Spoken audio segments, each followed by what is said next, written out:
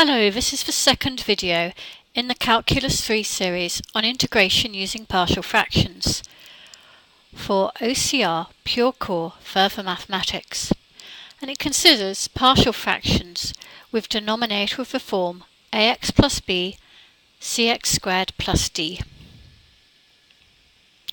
Previously we've considered partial fractions with single or repeated linear factors in the denominator.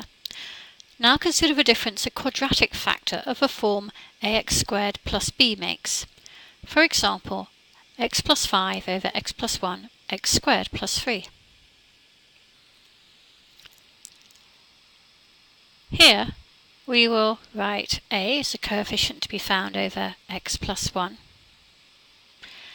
and then use a linear numerator, bx plus c, over the denominator x squared plus 3, because it's a quadratic denominator. You might wish to try a constant, just b, and see what happens for yourselves. If we multiply up by x plus 1, x squared plus 3, we would get x plus 5 equals a times x squared plus 3 plus bx plus c times x plus 1. Again, choosing our values of x very carefully. For x equals minus 1, we would find that 4 equals 4a, and thus a equals 1. If we choose x equals 0,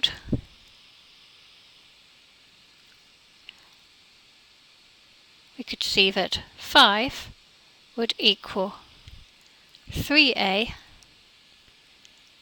plus c, and therefore that c would equal 2.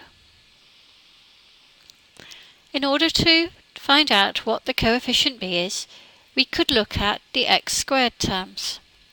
Remember, we used this technique in the previous video. Well, x plus 5 has no squared terms, but we would have ax squared plus bx squared on the other side of the equation. We already know a is 1, therefore b must be minus 1. Therefore we realise that x plus 5 over x plus 1, x squared plus 3, can be split into partial fractions 1 over x plus 1 minus x over x squared plus 3 plus 2 over x squared plus 3.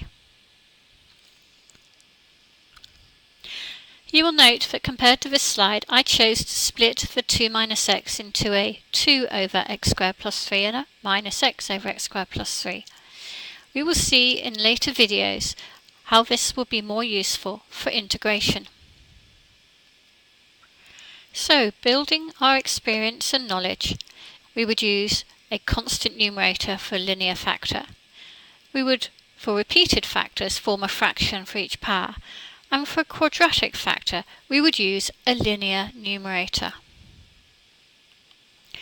So as before, when we split the fraction into a sum of fractions, we'd have 1 for each factor in the original. If there is a repeated factor, we form a fraction for each possible power of a repetition. For a quadratic factor, we use a linear numerator for form ax plus b. The technique being to multiply through by the denominator and, when possible, use selected values of x to zero out each factor in turn. For those remaining coefficients, we use powers of x to find them.